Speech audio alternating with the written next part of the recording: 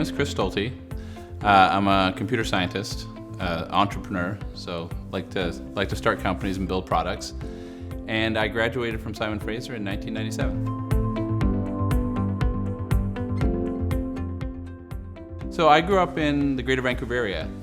Went to elementary school in Richmond, and then we moved out to Langley, where I went to high school. My interests really were computers. You know, that's been the thing that I've been passionate about my whole career.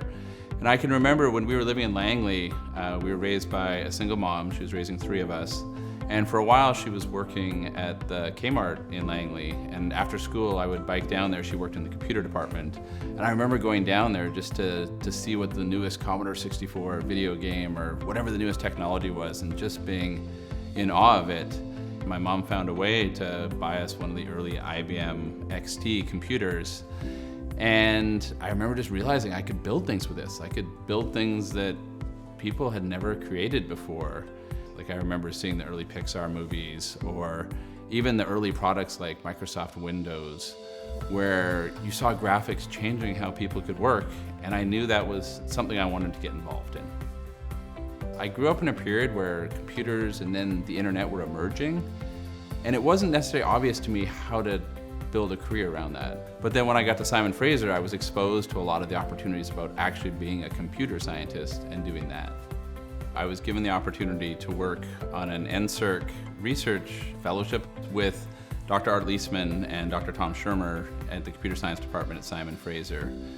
And as an undergrad, through that, I was able to do research and actually publish my first academic paper, which was this really big confidence building experience as an undergrad. I was working with professors, I was doing research worthy of publication.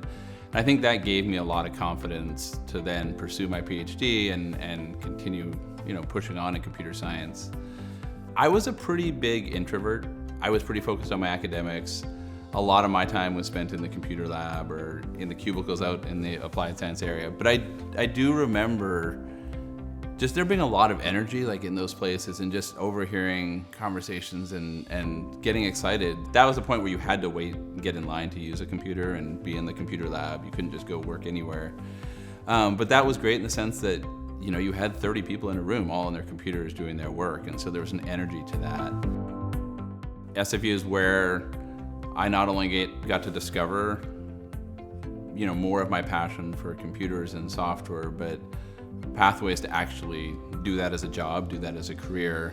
I think the co-op program was a really big part of what I eventually went on and built as a company. I remember going out and doing a co-op, just seeing the reality of people using technology in the real world and then coming back and being able to work on that in class. I can now, with hindsight, trace back a lot of the ideas that eventually led to my PhD and then to Tableau, to sort of those moments where I was able to mix that practical experience and that academic experience.